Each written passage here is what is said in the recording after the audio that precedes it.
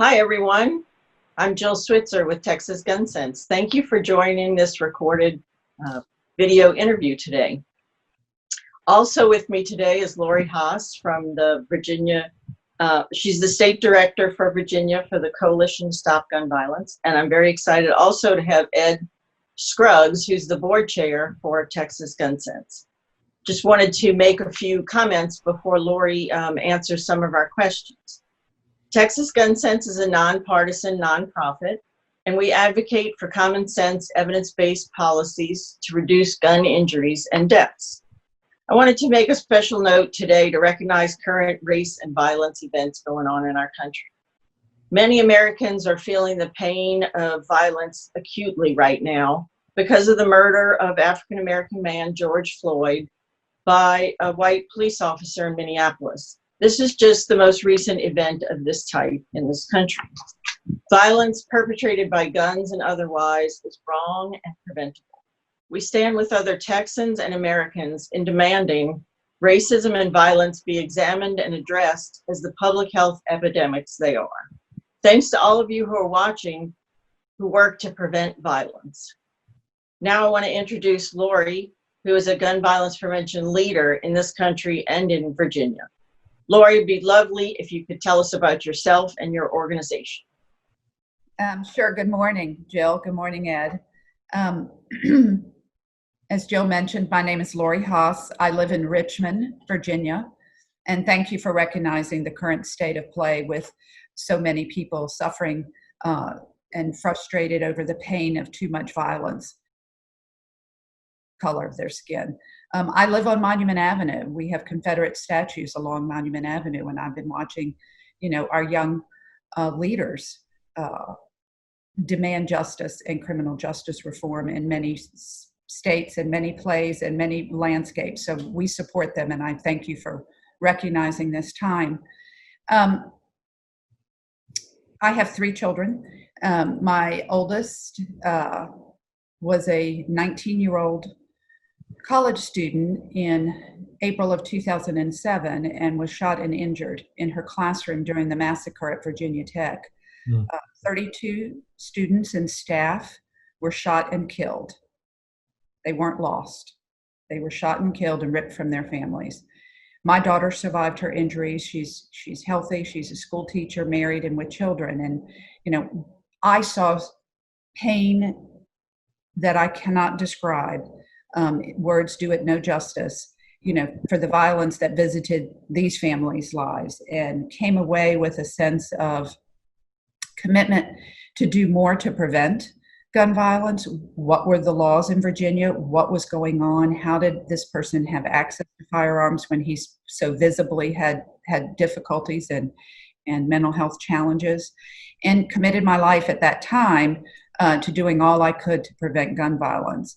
Fortunately for me, I was able to begin working full-time with the Coalition to Stop Gun Violence and our sister organization, the Educational Fund to Stop Gun Violence, our 501c3, and my mentor, Josh Horowitz, who is a public health expert and a leader in the GVP movement for dozens of years. We've learned a lot. I've learned a lot. And I'm committed to reducing gun violence and violence in all its forms. So have been lucky to work in Virginia. I think understanding took a while, that change does not come readily, change does not come easily, and that this is a marathon, not a sprint. And, committed my career and my life to this issue over the last, it's been 13 years now. And I don't think it's because of me, but I think it's the growth of the movement and the understanding of violence and looking at the evidence, looking at the policies that address that evidence and running in that direction. And we've had some notable success in Virginia, of which we're very proud and frankly very humbled to be able to say we're working to save lives. Exactly. And you forgot to mention your Longhorn connection to Texas. To your friends in Texas and all your supporters, my son is a very recent graduate of the University of Texas in Austin. He graduated in May. of 2020. And as a proud Longhorn, I'm a proud Longhorn parent. I love to come to your state. I love to visit, and I enjoy everything Longhorn. And Ed, I am remiss in not asking you to introduce yourself. So if we can interrupt Lori for a minute and ask you to say a few words, Ed, that'd be great. Well, yeah, hi. I'm really glad to be on this call because what's happening in Virginia is, I think, something that can act as a model for Texas.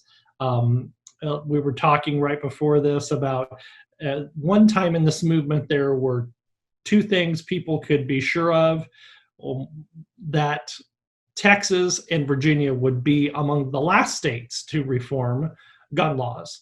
And we know that that myth is gone because of what's happened in Virginia recently. So it's really inspirational to have the chance to hear your story. And so I hope in this kind of virtual meeting that we're having that people can go online and hear this at their own pace and listen to it, because I think it's really important. And also to Jill, I want to echo your statement at the beginning of this on this week's violence and what the nation is going through. I find it really comforting to talk about this topic at this time, because those of us in the movement have been about violence prevention for a long time. And we have needed to come to grips with all forms of violence and gun-related violence. A lot of this racial-related gun violence or racial-related violence is also connected to gun violence. So I'm really glad we're having this discussion and we're having it today. So I'll give it back to you. Okay, thank you, Ed.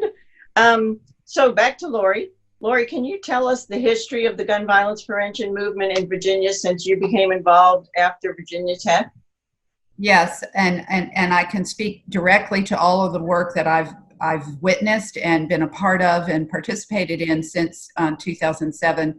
But I must give a shout out to some of the group. The group was formed in 1993 and worked with then Governor Wilder to pass the one handgun a month, which was a leading policy at that time in response to some of the violence and gun violence we're seeing, in too many urban centers. So a shout out to those who came before me. But we knew at the time that, we had too few laws, too few regulations, not enough understanding of the type of person who is at risk of committing violence, either towards self or towards others. And we knew we needed to educate people. We knew we needed to help people understand that this was not mutually exclusive with gun ownership. It's not an either or. What we propose are regulations that address that risk. We know that gun violence is a public health epidemic. It comes in many forms. Sadly, firearm suicide, the most deadly, the most lethal form of suicide. Homicides, domestic violence. We have accidents in the home with children, toddlers even, killing other toddlers.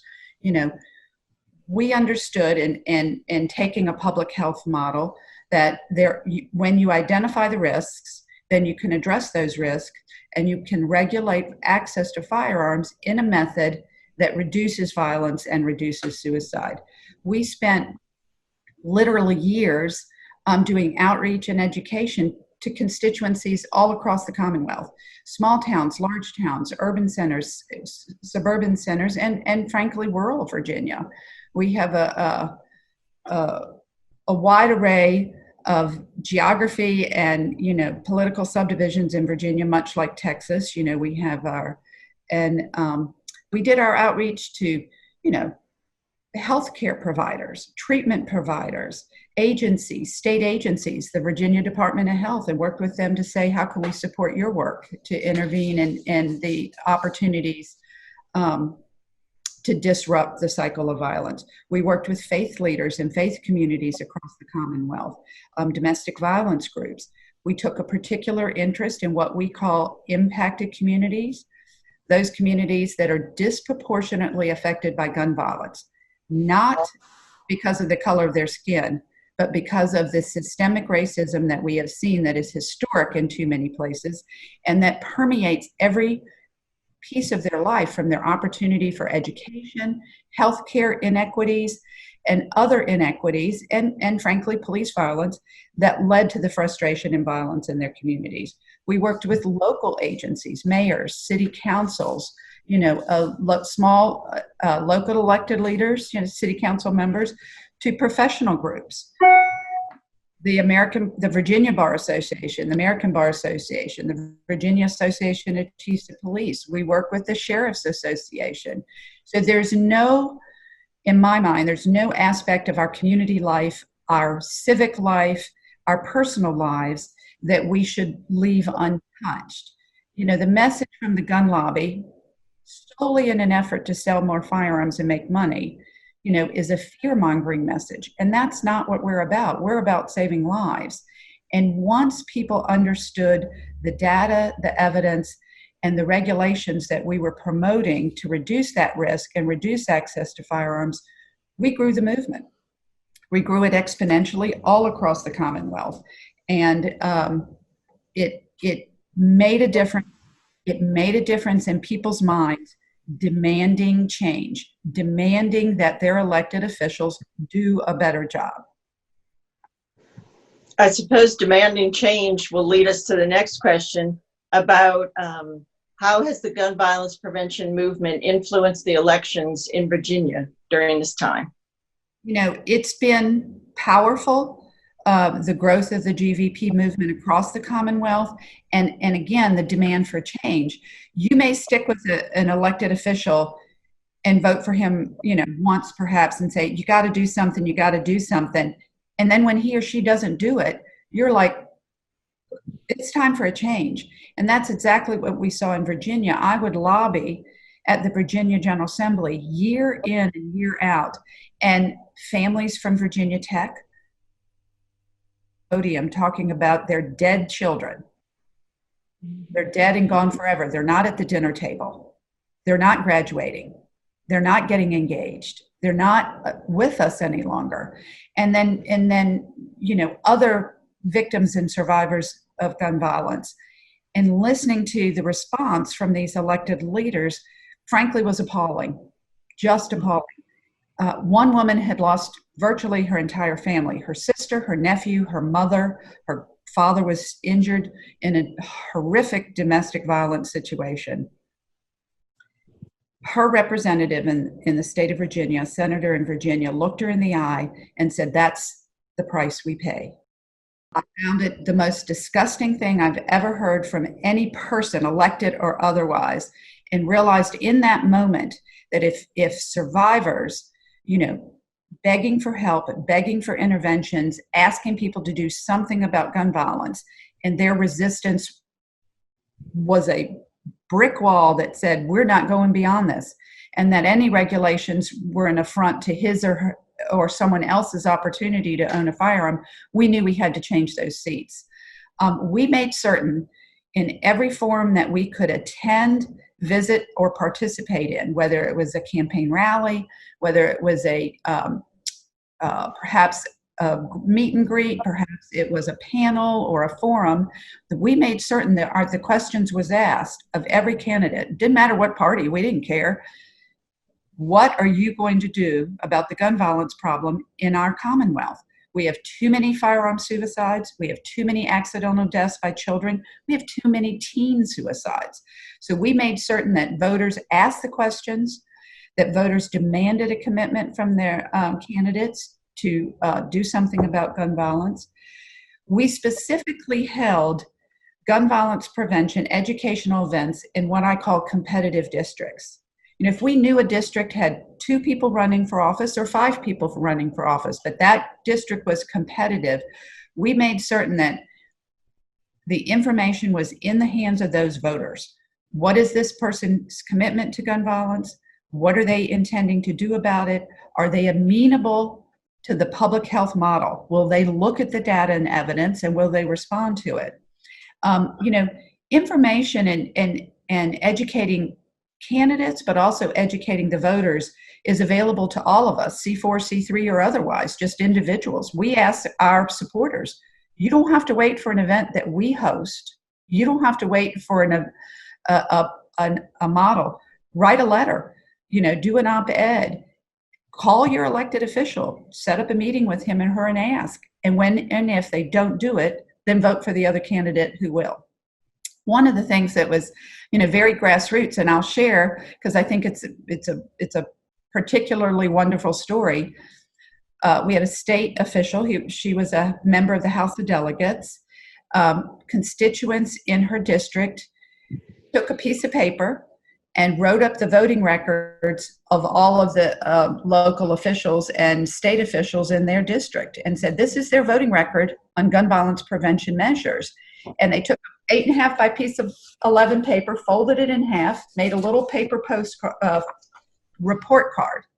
And they went to all the back to school nights that fall. It was an election year. They went to all the back to school nights and said, this is the way your elected official voted on gun violence prevention measures. The voters were astounded, were stunned that this woman who was a reasonable person and committed to her district had voted yes on expanding gun rights and had voted no on public safety and public health initiatives. So it works, it works. Over time and in the Commonwealth, we've elected gun violence prevention champions. It started in 2013. We elected a slate of statewide officials who were committed to doing something about gun violence.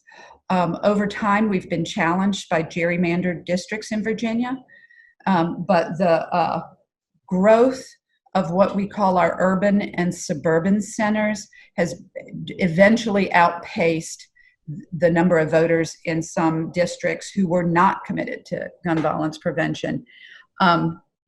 It's interesting. In Virginia, we call it the urban crescent.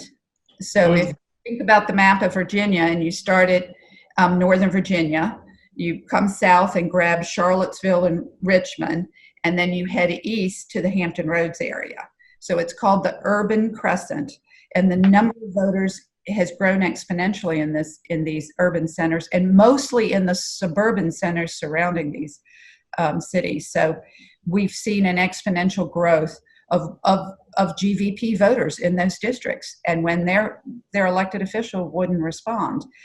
I got a call from a Houston reporter to talk about this past fall, and it was interesting. We talked about the growth in the urban centers in the state of Texas. And I don't know the numbers, but I suspect you're seeing the growth in some of your urban centers. And y'all look a little bit more like a triangle to me. I don't know. You've got the Dallas-Fort Worth area, and then you've got Houston, and you've got Austin and San Antonio. So kind of a odd-shaped triangle. But, I suspect as you get your message out, as your supporters and your constituents and public health officials, who are committed to saving lives, I see a great deal of similarities between Virginia and Texas. I think the message will get out. I think y'all are doing a great job.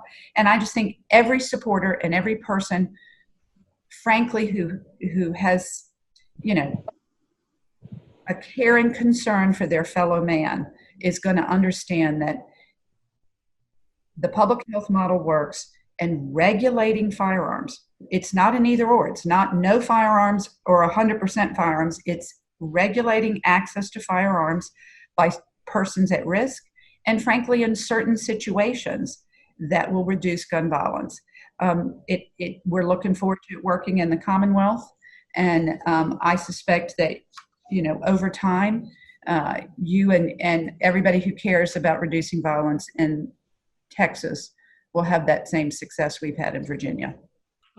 Jill, I have a question. Sure. Lori, that's a great answer. And I think I'm just wondering if you can give us any tips on, here in Texas, we have, much like the rest of the country, there is a big political divide, a partisan divide, and there are forces within the legislature, within state government that are very entrenched. And so you've had this change there recently, but I'm assuming it didn't happen overnight. You mentioned 2013, but It probably started long before then. How did you all deal with the kind of the deadlock, the refusal to listen to you, the refusal to even acknowledge that this was a problem, party politics, things like that? How were you able to sustain through that, keep your hopes up, keep the movement alive, keep pushing forward? You know, it's several responses I think I have, Ed. Personally, for me, my answer is, if my work saves one life, I will go to my grave a happy person.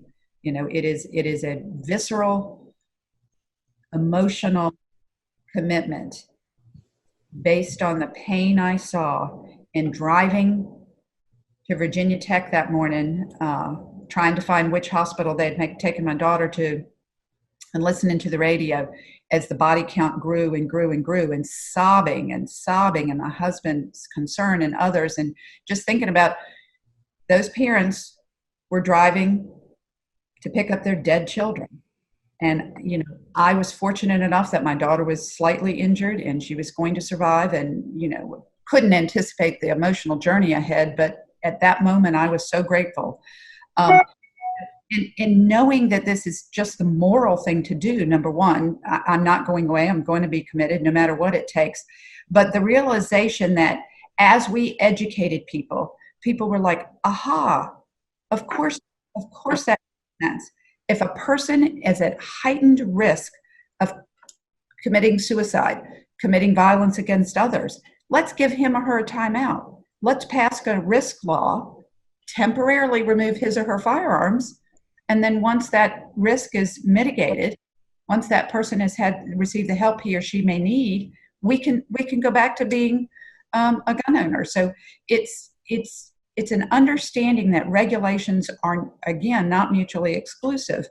And then every time we grew the movement and got one more supporter, it just fuels your commitment and fills your soul. We had desperately sad times, difficult times, meeting families for the first time whose loved ones were shot and injured or shot and killed. And, it's hard. It's emotionally difficult journey, but the movement did grow. It grew over time. And that is very encouraging, when you're part of a movement and that movement is growing. So I hope that Texas is enjoying that kind of growth. I suspect with the urban and suburban centers growing so exponentially, you have public leadership on this issue. The police chief in Houston is amazing. Mm-hmm.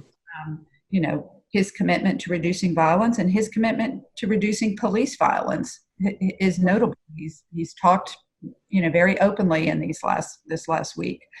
I know that people get frustrated, but again, it's a moral issue for me. It's saving lives, and I think we need to do all we can, and it's a marathon. It is most definitely a marathon, and we measured our wins in the early days by stopping bad bills. Mm-hmm. That was our measure, of either not getting a bill introduced, or stopping it on a committee vote, or stopping it at the state level. I guess, Jill, just one more quick follow-up on that. Lori, what I kind of hear you saying is that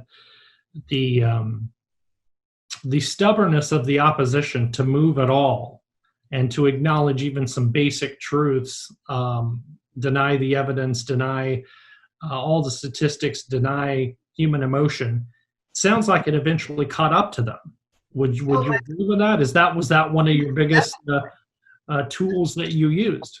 Yeah, and I have friends from every walk of life, every background, family in rural parts of Virginia, and friends from all over the Commonwealth, and supporters from all over the Commonwealth. And the stomach, to live another day, another year without doing something about the gun violence in the Commonwealth of Virginia just grew to be too much. And, whether, everybody from every walk of life and every political party voted for the gun, the gun violence prevention champion at the polls. It's happened exponentially. I can remember in 2017, it was the morning before or the morning of our statewide elections. And everybody was predicting that the moderate, Ed Gillespie, the moderate Republican, was going to win. Joe Scarborough and his pundits were sitting around a table saying, what is Virginia going to look like under an Ed Gillespie governorship? And, Ralph Northam had run on this platform in a very vocal, loud, committed way. In an audience of 5 or 5,000, he stood up and said, I want to save lives. I want to do something about gun violence. I'm not shying away. We need more laws. We need more capacity. We need to care about our brothers and sisters, who are disproportionately affected. We're going to do something about gun violence. The close of the polls on that Tuesday, he won by almost 10 points. 10. And he will tell you unequivocally that this issue pushed him over the top in a way that no one expected. People across the Commonwealth were sick and tired of not having gun laws in place that regulate access to firearms. People still own firearms in California or New York or some of these, what people call liberal states. That's gun ownership hasn't suffered in these states, but we are working to reduce gun violence. You have to look at the states with strong regulations and strong gun laws. In most instances, not all, but in most, they have a much lower gun death per capita than states that don't have regulations. And, there's some evidence behind that. So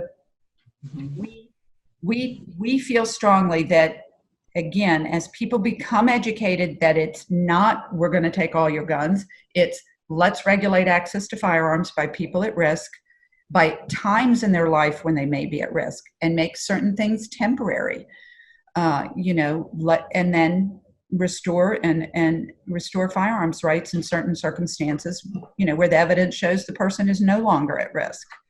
So it is a formula that worked. It took a long time in Virginia, but I have every confidence that it's going to work in other states, and in particular in Texas. I think the appetite, by too many people is going to overwhelm the candidates who don't commit to saving lives. So that's a good segue to tell us about what those bills are. You mentioned, for example, giving people a timeout. I like that expression, who are having a difficult time and access to firearms. So extreme risk protection orders.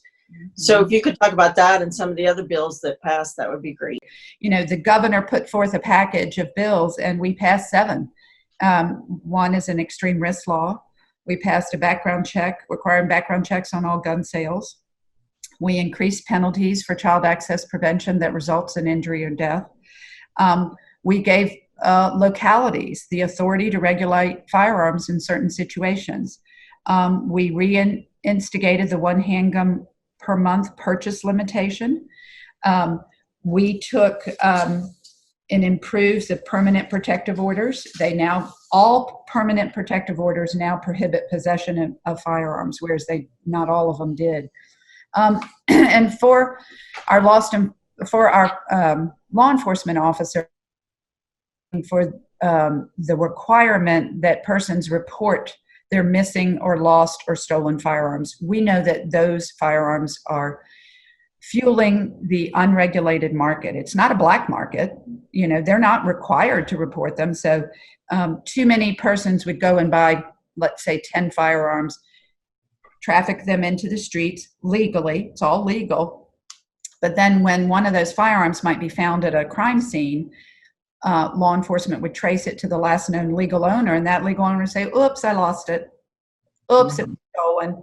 And we know that, evidence anecdotally is there is perhaps some sort of correlation between unsolved gun crimes and gun violence. So law enforcement has been asking for that, and that finally passed. But excuse me, I got to clear my throat. We, in Virginia, like many states across this country, began looking at an extreme risk law, frankly, in 2015. I'm very proud to share that our organization, the Educational Fund to Stop Gun Violence, our public health think tank, in the aftermath of the Sandy Hook shooting, when 26 educators and children were shot and killed, and the message kept being, fix mental health, fix mental health. Well, the data wasn't there.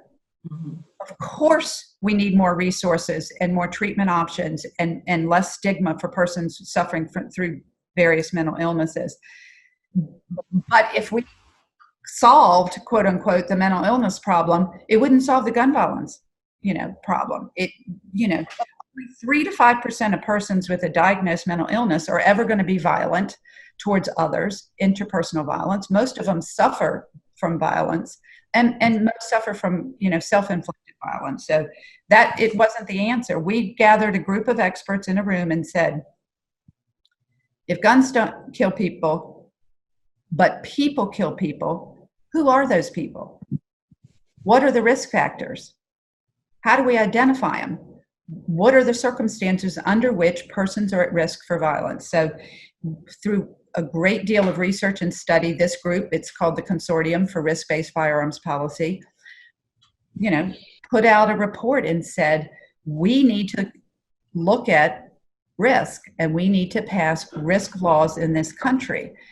Connecticut and Indiana had the original risk laws from years ago, but the modern day risk law was formulated by the consortium, and that we staffed and we promoted and went out across the country and promoted these laws. Much like domestic violence laws that undergo a judicial process in front of a judge, sometimes a magistrate or special justice, and after this judicial process, an order for a certain length of time with certain parameters can be issued by a judge. And again, it's a timeout. Just like in domestic violence situations, you want to mitigate and separate the person at risk of the violence and the perpetrator of the violence from each other. Give them this timeout. Give them this opportunity to work through these issues. The risk law in Virginia that was passed in 2020 does just that. The petitioner can be a law enforcement officer or a prosecutor. In Virginia, we call them Commonwealth's attorneys. They're only for 6 months. A judge can extend them if in a certain circumstance, a family member raises his or her hand and presents evidence and says, my loved one needs more time to get whole and get healthy. What we also recognized was, after these terrible mass shootings, people say, how did he or she slip through the cracks? Because the cracks are wide. As it should be, a person is not prohibited from owning or purchasing firearms with a mental illness unless they are adjudicated in front of a judge and rise to the level of a dangerous mental illness and a dangerous circumstance. That's as it should be. But there are many, many people who are violent who are not mentally ill. This is not to capture persons with mental illness. This is to capture persons at risk of violence. Perhaps you're abusing drugs. That is an indicator of future violence. Perhaps you're abusing alcohol. That is a big precursor for violent behavior.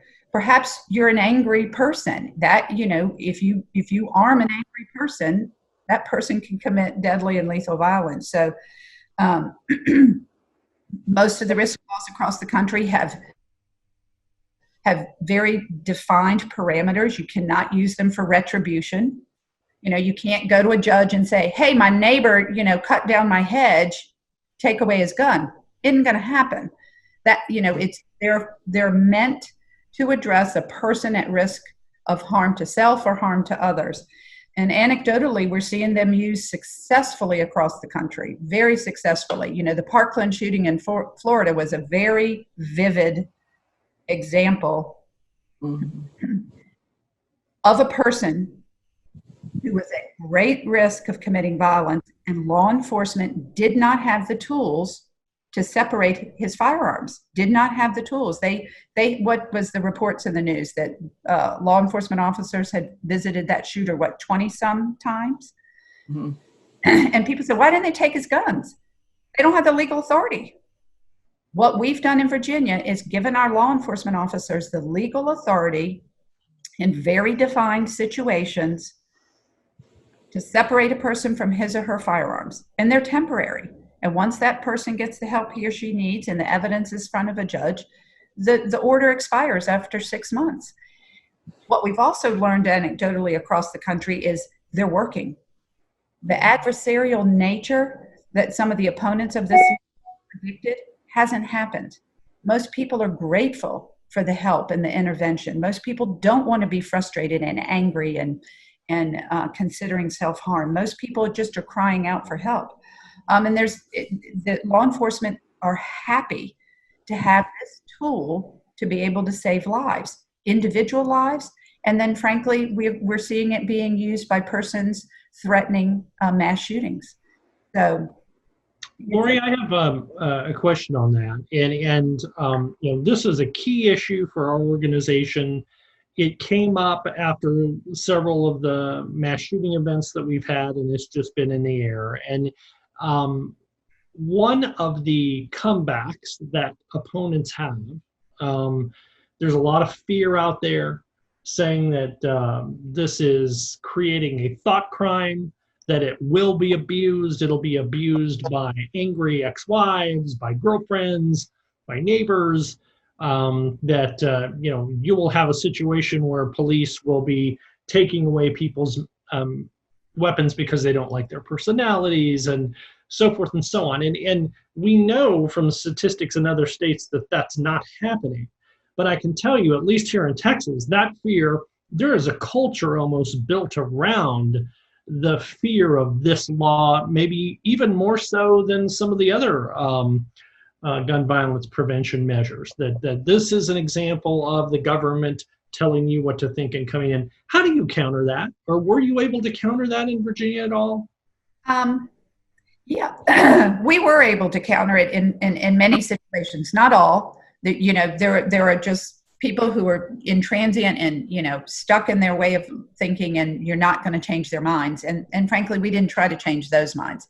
But again, when we ask the question, I speak a fair amount, not as much lately, but I do speak a fair amount. And I can remember a very mixed audience. And, I opened my remarks to this audience and said, I'd like to reduce gun violence in all its forms in the Commonwealth of Virginia. Raise your hand if you'd like to help me reduce gun violence. Mm-hmm.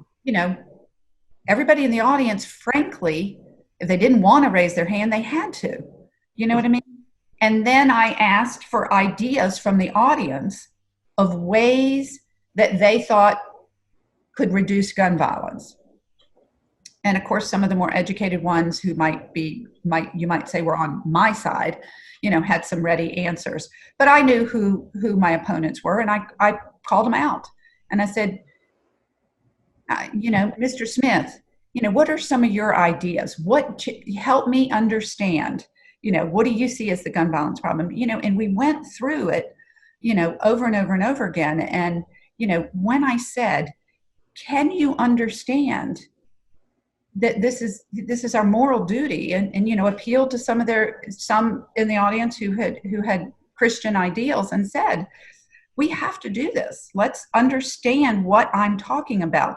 And I think people, if you can break through, just a hard shell that they have wrapped themselves in with the messaging from the gun lobby, when you can prove to them that it's factually incorrect. One of the things, and I'll share with you, we have a map of Virginia. It is color-coded by rates of firearm suicide. The rates of firearm suicide in the Commonwealth of Virginia are most heavily notable in our rural districts, all across Southwest Virginia and Western Virginia. When our legislators, and we would put this map in front of them and say, this is where firearm suicides are the highest. we would like to give you the tools and your public safety officials the tools to help save lives in your district. This is what we want to do. It was very hard for them to mouth off about,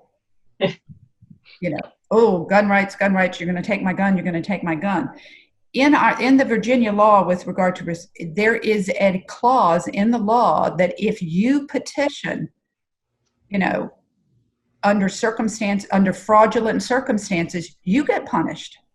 That we have a clause in our law. If you petition fraudulently, you're going to be punished. One of the comments you made that really strikes me, the comment about if guns don't kill people, people kill people. Well, who are those people and what do we do about it? I mean, I'll tell you, I could have used that line many, many times because that is just that dogma is out there. And then if you put it out there, well, okay, do we know who is doing the killing and what do we do about it? I mean, their choices are to say something or to say nothing. And I think that shows how we actually have a lot of, we have a leg to stand on in this debate. And it's based on common sense and logic. And granted, some people don't have much of that, but I mean, just return to that over and over again and put it back on them.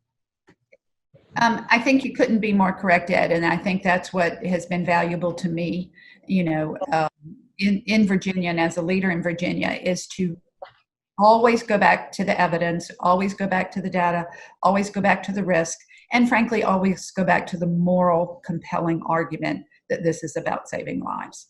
And, I also kind of get flip here and there, and I say, we have more regulations of teddy bears in this country than firearms. We're not afraid of regulations. We understand, regulations. In the Commonwealth of background check before you can get a puppy at the pound. One thing I wanted to ask you about the extreme risk law. In Virginia, it's a civil situation. Is that true versus a criminal situation?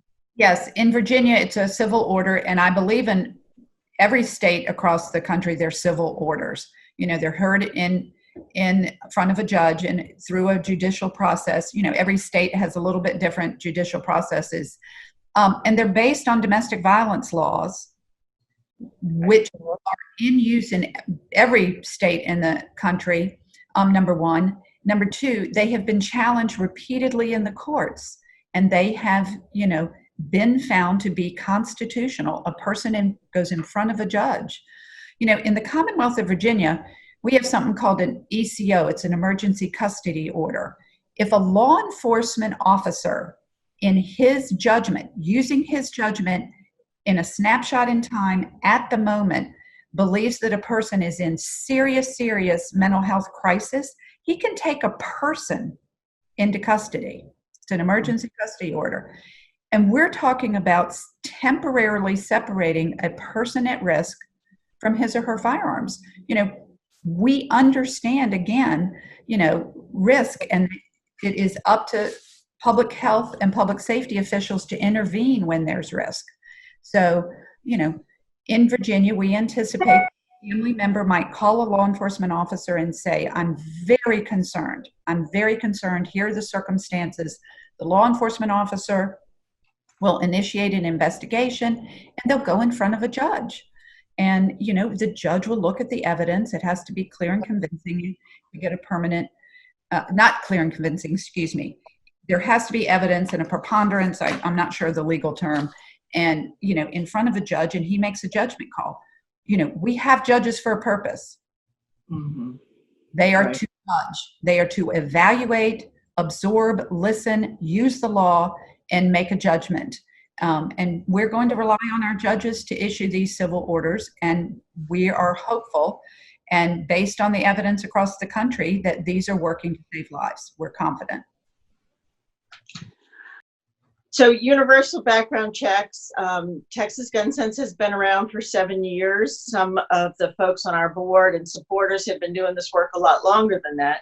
But universal background checks has been something we care about as a major plank of our policy for a long time. So I want to hear all the good things about how you passed universal background checks in Virginia. Well, that it's been a long time coming, and as a history on background checks, the Brady bill passed in the early to mid 90s. Then they discovered, what some called the gun show loophole, and they discovered it, frankly, because of Columbine. And the shooter's girlfriend was able to purchase these weapons, without a background check at a gun show in Colorado. So the rallying cry became close the gun show loophole. That was the rallying cry in the 2000s, in the early 2000s.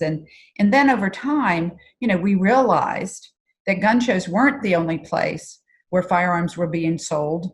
And, you could do it online. The online sales has grown exponentially across the country. So, we realized that you needed universal background checks. If you're going to sell a gun, you need to know who the purchaser is.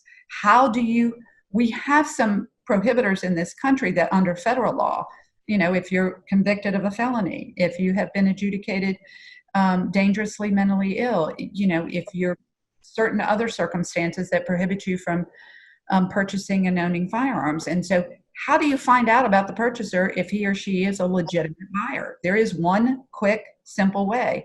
Have a background check. In Virginia, they take about 2 to 3 minutes. And, most people, again, when you ask them individually, would you be willing to have a background check, on a buyer? Would you be willing to do it yourself? Would you be willing in this circumstances? Virtually 95%, 99% say, yes, I would, Again, you have to get a background check to volunteer at church. You have to get a background check to, volunteer in your children's schools. You have to get a background check to be a social services volunteer. My husband and I did some work in that arena. Again, you have to get a background check to get a puppy at the pound in the Commonwealth of Virginia. So people aren't afraid of background checks. I don't understand the notion.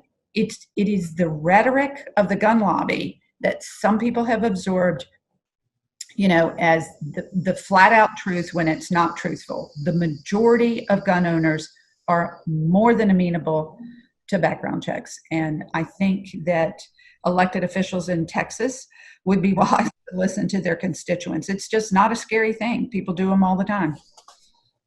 Yes, in Texas, the majority, poll after poll has shown that the majority of Texans support background checks for purchases of firearms.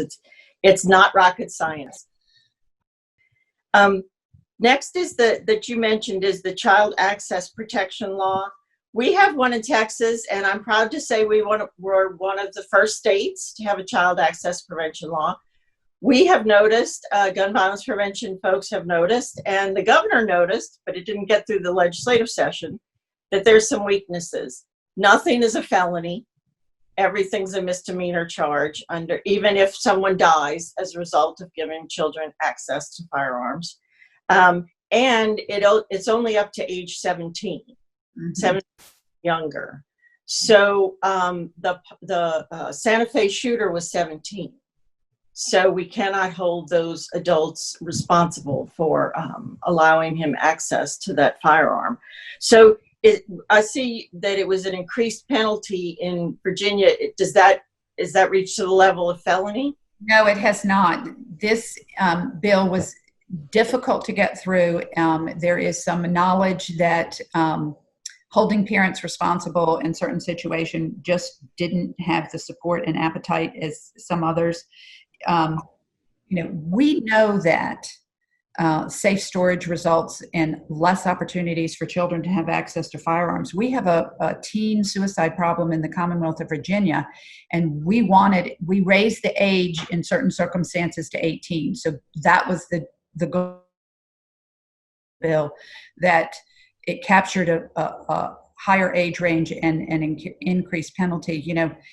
I'm not personally overly fond of penalties, and convicting people as a way of getting out of this problem.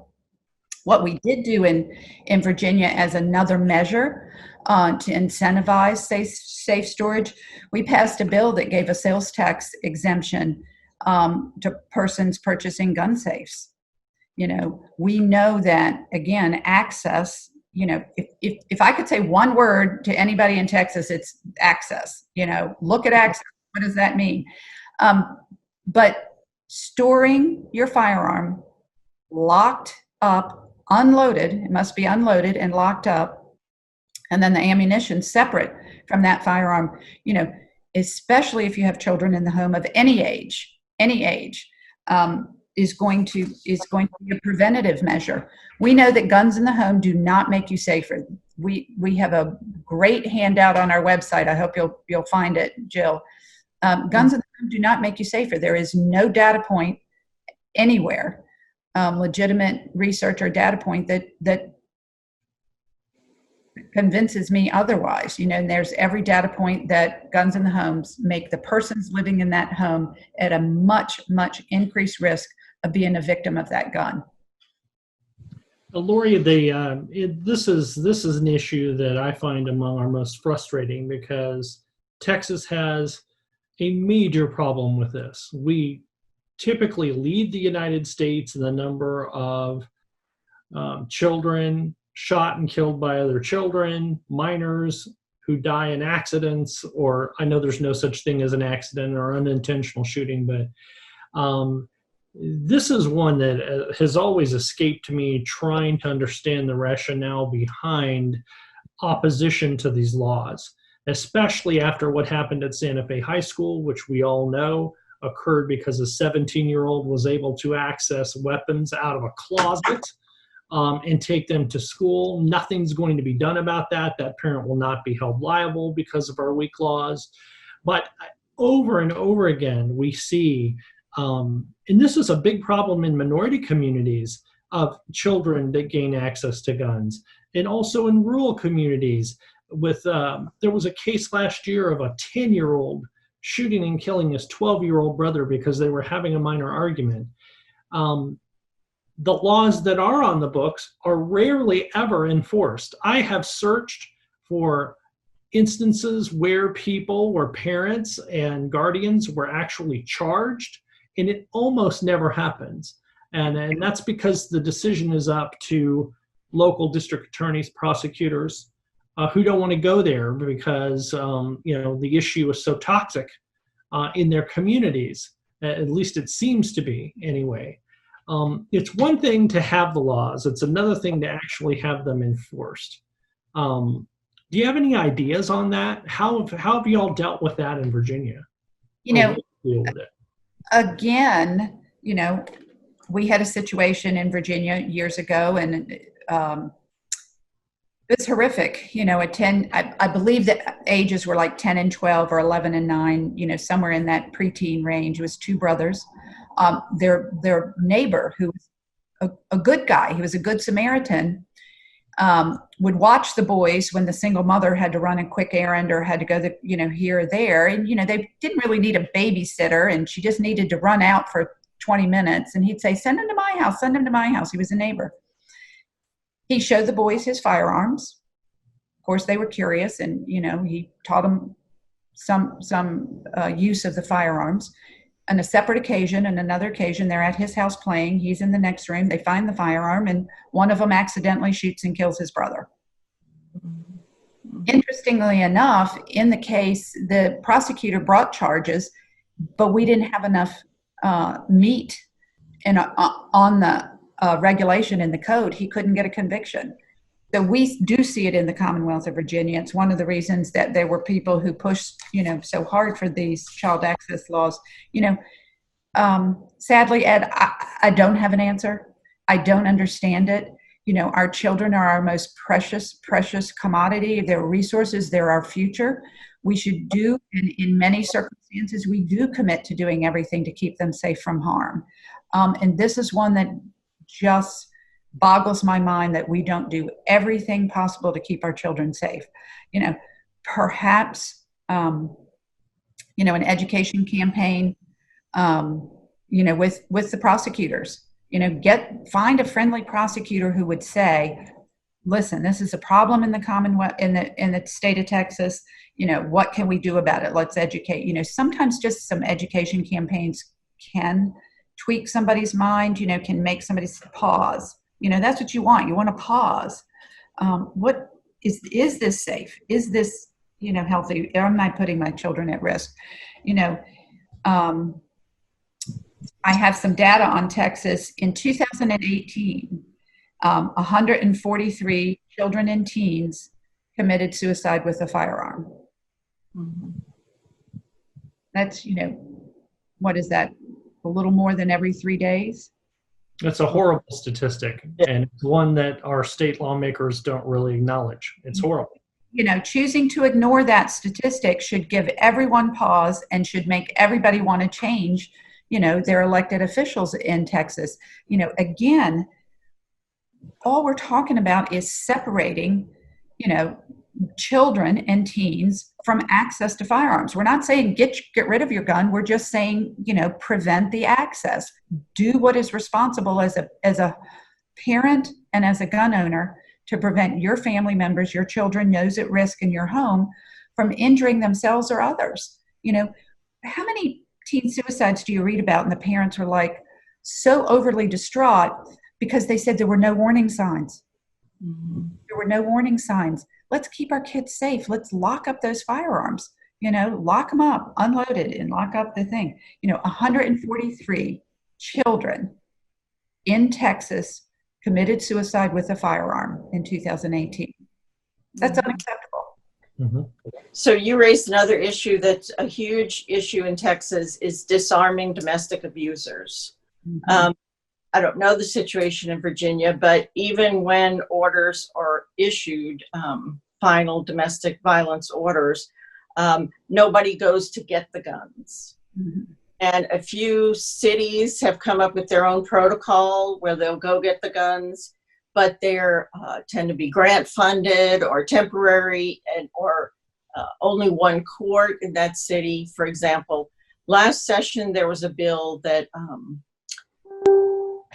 said that folks needed to come up with their own protocol. It required local municipalities and counties to come together with certain important folks and their decision makers and come up with their own protocol. It didn't get passed. It got heard late in the session. But what is the practice in Virginia? Well, in Virginia, sadly, we don't have a wonderful removal process either. And I don't think it's unusual. I think it is the next frontier, perhaps, for the GVP movement to understand best practices when it comes to firearm removal. When a person is convicted of a felony, is there wrap back? Does somebody go and make certain that he or she doesn't have his or her firearms? Most felonies come with prison time, but you understand my gist. If a person is adjudicated dangerously mentally ill, does someone go and determine do they not own firearms, and if so, do they remove them? So firearm removal is an issue across the country. We can have these prohibitions in place, but if you're not doing the process on the back end to disarm these people, you're not, it's ineffective. And I think y'all are smart in Texas to be looking at it. We're looking at it in Virginia. We passed this is unusual. The protective orders prohibited gun purchase and prohibited gun transportation, but they didn't prohibit gun possession. And we were like just aghast when we learned about this when we started working on this years ago. So you mean to tell me you're going to tell this respondent in a domestic violence order, you can't purchase a firearm and you can't transport, but you can keep all the ones you got? It made no sense. So when we first got that bill, it was on permanent family abuse orders, and it did include language that the respondent had 24 hours to turn over his or her firearms. We allow them to go to a third party. If that person is not prohibited, there's some other mechanisms. But law enforcement has shared with us time and time again that there is not enough direction to understand the process and what is the process and what should they do and how should they do it. We are hoping that as we move forward with the risk law, that will inform us and that law enforcement officers will begin to get the experience they need with surrender. And then potentially if that person who's subject of that order doesn't surrender, then he or she we'll get a search warrant issued against them, and they'll go in and search for the firearms. We did put a new, we did pass a law that requires a new form be attached, new instructions be attached to the domestic violence order. So it was one way, and when those forms come out in July 1, Jill, I can get them to you, but it requires when the judge issues the order that the order have as the last page instructions on surrendering your firearms. So it's an educational piece of the order. You are ordered, under the terms of this domestic violence order to not do A, B, and C, whatever those might be, not be in contact, blah, blah, blah. But as a part of this, there is now another form that tells that respondent that he or she may not possess firearms and how to surrender them and where to surrender them. So that could just be a technical piece, get a piece of paper, attached to the order. Lori, I have a quick question on that, and you may be aware that our legislative session actually begins in January, and coming on the heels of COVID-19, which we hope it's the end of COVID-19 by then, it may not be, and some of the civil unrest and other issues that we've had, the enormous fiscal impact this is all going to have on state and local governments. We worry sometimes that's just going to blow everything out next legislative session because it's going to be such a major problem. Have y'all thought about how you guys will deal with that issue in your legislative session? I'm sure there are going to be lots of other things people want to talk about other than gun violence. Yeah, we're dealing with it now, frankly. One of the very important pieces of this, and I'm mad at myself and I'm chagrined that I didn't mention this sooner. In the governor, we have a 2-year budget that gets passed in the even years. In the governor's 2020-2022 budget, we were able to lobby for and work with state agencies at the administrative level to get $2.6 million included in the governor's budget. It's not enough, but it's certainly a commitment and a large commitment on his part for violence interruption programs at the community level.